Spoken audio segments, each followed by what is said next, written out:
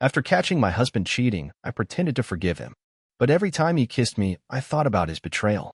So, I booked a weekend work trip and let another man erase the pain. When I got home, my husband held me tight and said, "I knew you'd never do that to me." I smirked and whispered, "Guess again." The color drained from his face. I never thought I'd be the kind of woman who'd stay after being cheated on. But then again, I never thought my husband would be the kind of man who'd cheat. We met in college in Baguio, both of us wide-eyed and hopeful. He was charming, always the life of the party, while I was more reserved, content with quiet nights and deep conversations. We married young, and for a while, life was good. We moved to Cebu, bought a modest house, and built a life together. But as the years went by, I noticed changes. He became distant, often working late or going on sudden business trips. I brushed off my suspicions, telling myself I was overthinking. Until one day, I couldn't ignore it anymore. I found a receipt for a hotel in Davao, dated during one of his supposed trips to Manila. My heart sank. I confronted him, and after initial denials, he admitted to having an affair. "I made a mistake," he said, tears in his eyes. It meant nothing. I wanted to scream, to throw things, to make him feel the pain he caused. But instead, I nodded slowly. "I forgive you," I whispered. But inside, I was shattered. I decided to stay, at least for a while. Not because I forgave him, but because I needed time to figure out what to do. I played the role of the forgiving wife, smiling at family gatherings, holding his hand in public. But every time he touched me, every time he kissed me, I thought about his betrayal. The image of him with another woman haunted me. I started to withdraw, spending more time at work, volunteering for extra shifts. I needed space, a break from the facade. That's when I planned the work trip. A weekend seminar in Bohol. I told him it was mandatory, that I'd be gone for 3 days. He kissed me goodbye, oblivious. In Bohol, I checked into a resort far from the seminar venue. I turned off my phone and allowed myself to breathe. That's where I met Marco. He was a fellow guest, kind and attentive. We struck up a conversation over dinner, and for the first time in months, I felt seen. One thing led to another, and I found solace in his arms. It wasn't about revenge. It was about reclaiming a part of myself that I'd lost. For those 2 days, I felt alive. When I returned home, my husband greeted me with open arms. "I missed you," he said, holding me tight. "I knew you'd never do that to me." I pulled back slightly, looking into his eyes. "Guess again," I whispered. The color drained from his face. He was furious, accusing me of betrayal. The irony was not lost on me. "You said you forgave me," he shouted. "I lied," I replied calmly. We separated shortly after. The divorce was messy, but I felt a sense of liberation. Now, I live alone in a small apartment in Tagaytay, surrounded by peace and the occasional fog. I've started painting again, something I hadn't done in years. Sometimes, I think about Marco and that weekend in Bohol. I don't regret it. It was the beginning of my healing. Life has a funny way of teaching us lessons. I learned that forgiveness isn't always about the other person.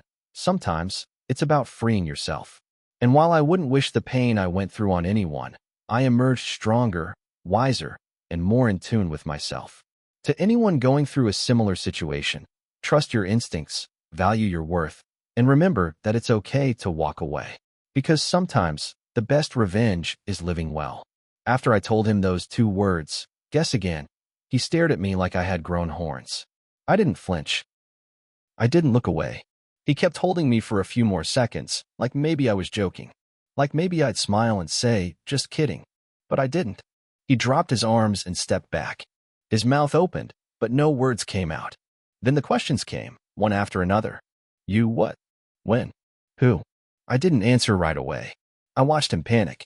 He paced around our small kitchen, grabbing at his hair, muttering to himself like he was the victim here. He threw a plate. It shattered against the wall.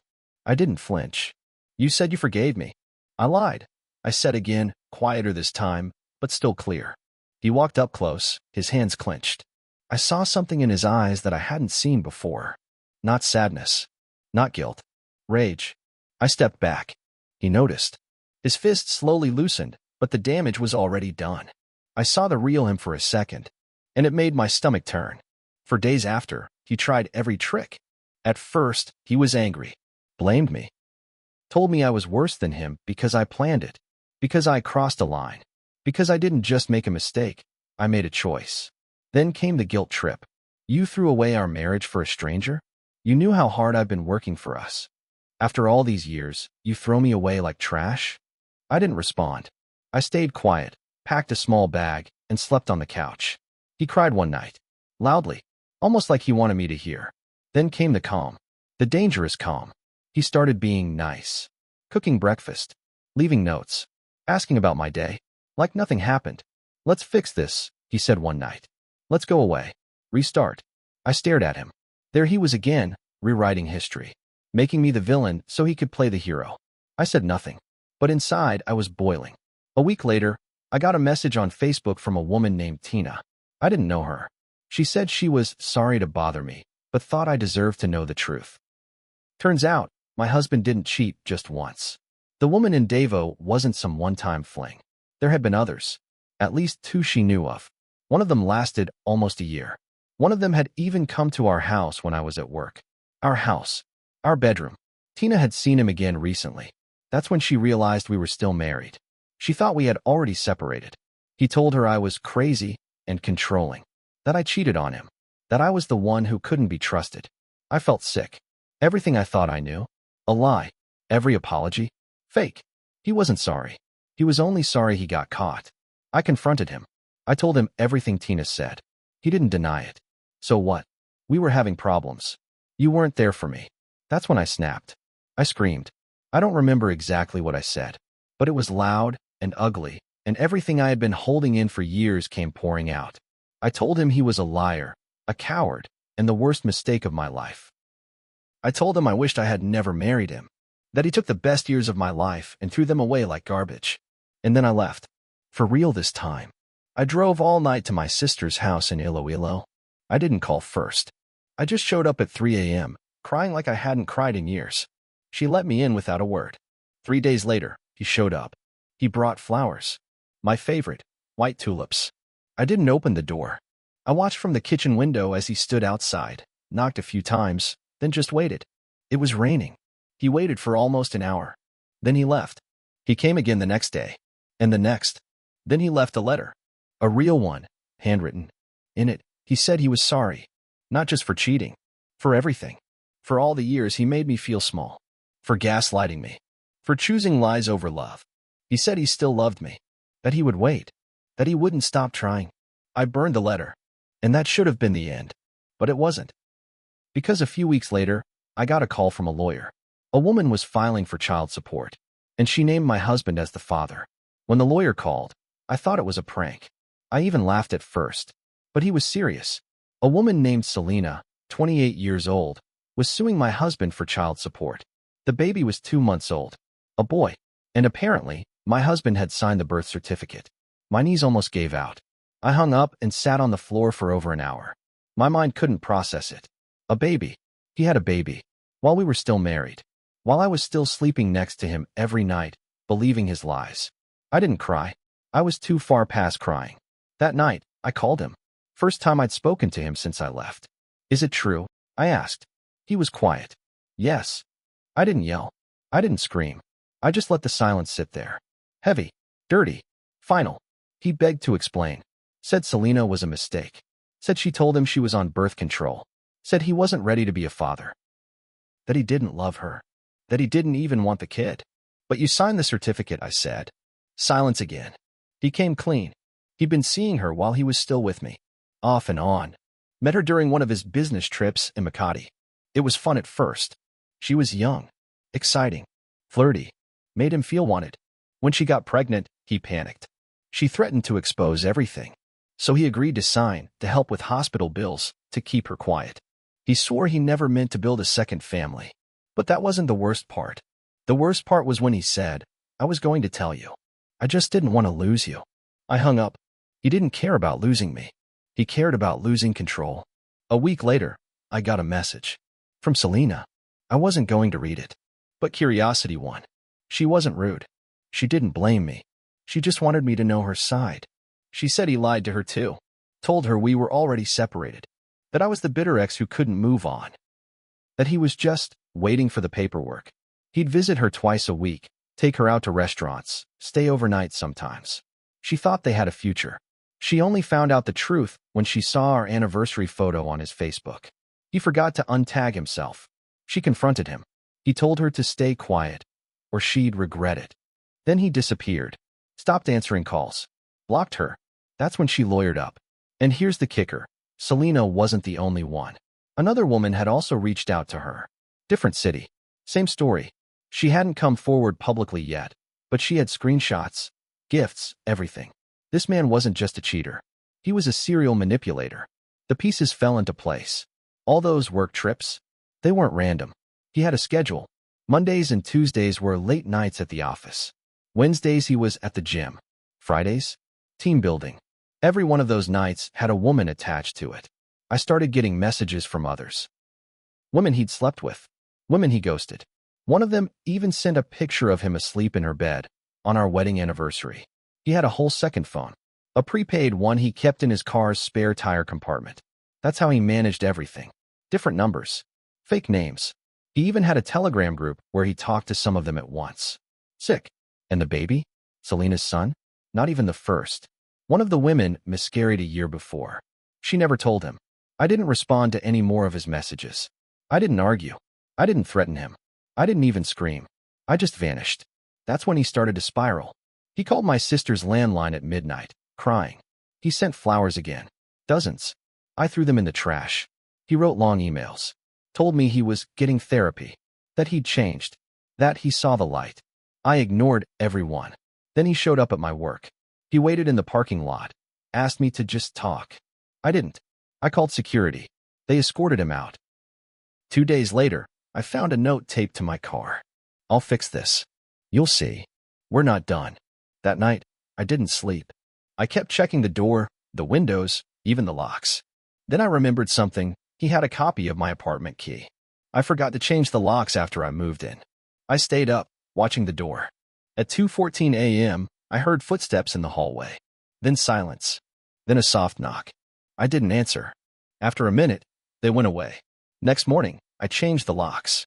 And I called a lawyer. A week after the note on my car, I got a call from Selena again. She sounded shaken. He came to my place, she said. He was drunk, angry, scared the baby. That was it. I couldn't stay quiet anymore.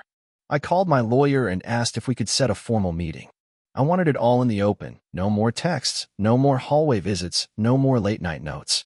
If he had something to say, he could say it in front of everyone. Witnesses, paperwork, proof. We set it for Friday morning in a small office in Cebu. My lawyer, his lawyer, him, me. I walked in calm, but my hands were ice. He walked in looking like hell. Greasy hair, wrinkled polo shirt, face unshaven. He didn't look like the man I used to know. Not even close. He tried to smile. I didn't. We sat across from each other. My lawyer laid out a few folders. Child support claims. Infidelity evidence. Timeline of his lies. I stayed silent, watching his eyes dart from paper to paper. Then I said one thing. How many? He looked at me. How many women? How many lies? How many nights you went to sleep beside me after sleeping with someone else? He didn't answer. So I said it louder. How many? His lawyer leaned in to stop me, but I kept going. You called me cold. You said I was distant. But you were living 10 different lives. You let me believe I was the problem. And you made me feel crazy for asking questions. His hands trembled. His voice cracked. I didn't know what I was doing. I thought I could fix it before it blew up. You didn't try to fix anything. You tried to cover it. You lied until you ran out of places to hide. Then came the real twist. My lawyer slid a paper across the table. A paternity test. Selena had requested it without telling him. The result? He wasn't the father. He looked stunned, then confused, then angry. She said it was mine. She swore. My lawyer didn't flinch. That doesn't change the rest. You still lied. You still cheated. Multiple times. She's not the only one. She's just the one who spoke up. He buried his face in his hands. I lost everything, he whispered. We walked out without speaking another word. The next day, he tried again, called my sister, texted my boss, even showed up at my aunt's birthday dinner like we were still together. Said he wanted to explain to the family. He didn't get far. My cousin, a quiet and composed nurse, stood up mid-dinner and said, loud and clear, "You don't belong here anymore." Everyone heard. Everyone agreed. He left without finishing his drink. The messages stopped after that. It took time. Therapy. Long nights of crying. Silence that felt like punishment. I went through all the stages. Denial, anger, bargaining, all of it. Sometimes I missed him, not the real him, but the version I thought I married. Sometimes I hated myself for staying so long. But the day I laughed again, really laughed, was the day I realized I was free. People ask me now, do you regret it? Staying with him? Waiting so long? I always say no, because I had to go through the fire to know I'd survive it. He burned me down to ashes, but I got to choose how I rose again. And I did. I'm rebuilding now. Slowly. A little stronger. A little wiser. I don't date much, but I'm not afraid to be alone. Because alone with truth is better than together in lies. If he's out there, I hope he's found some version of peace. But not through another lie. Me? I'm okay. I don't flinch when I hear his name anymore. I don't check the door at night. I don't lie awake wondering what I did wrong. Because I didn't. I gave him forgiveness once. Now I give myself freedom.